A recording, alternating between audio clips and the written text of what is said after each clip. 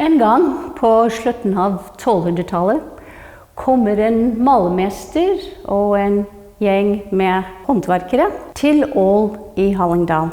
De hadde fått oppdrag å male taket til koret, og de malte en serie scener, nesten en tegneserie av bibelske historier.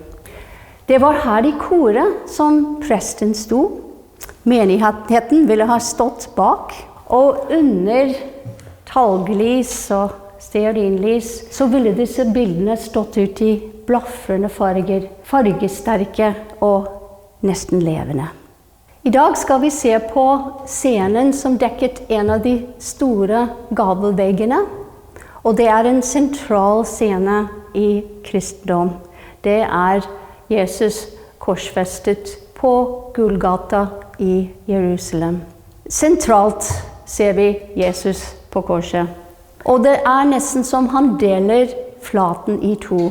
For de som står til venstre, alle ser på Jesus, mens de som står på høyre ser bort fra ham. Foran kvinnen med foldede hender er Marie mor. Bak Marie så ser vi en mann som holder seg i skjegget. Han var en romersk soldat. Opprinnelig trodde han ikke på Jesus, men da han så han på korset, så sa han sannelig, det var Guds sønn. Kvinnen som står foran og holder et begre, hun er ikke en vanlig kvinne. Hun representerer ekklesia, det vil si kirken.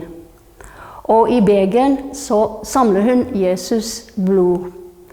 Den kommer til å speile seg i nadverden, da vinen som var brukt i nadverden ble forvandlet under messen til Kristi blod.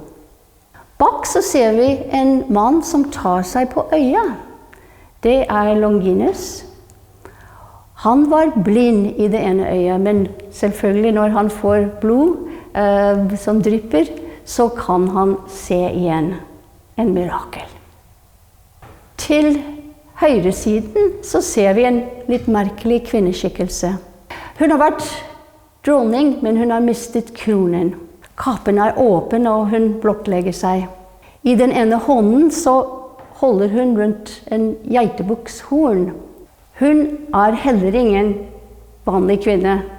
Akkurat som ekklesia representerte kirken, så representerer denne kvinnen synagogen, det vil si den jødiske troen. Til hennes side så ser vi disiplen Johannes. Han som vi kjenner fra Johannes evangeliet, som beskriver korsfestelsen i Bibelen. Han er også til stede øverst representert av symbolen ørnen. Og på andre siden så ser vi en engel som vifter med en røkelseskar. Igjen så speiler man begivenhetene ikke i Jerusalem, men under nadverden på kirken. På den måten så er begivenhetene som fant sted i Jerusalem den gangen, blitt transportert til middelalder-Ål.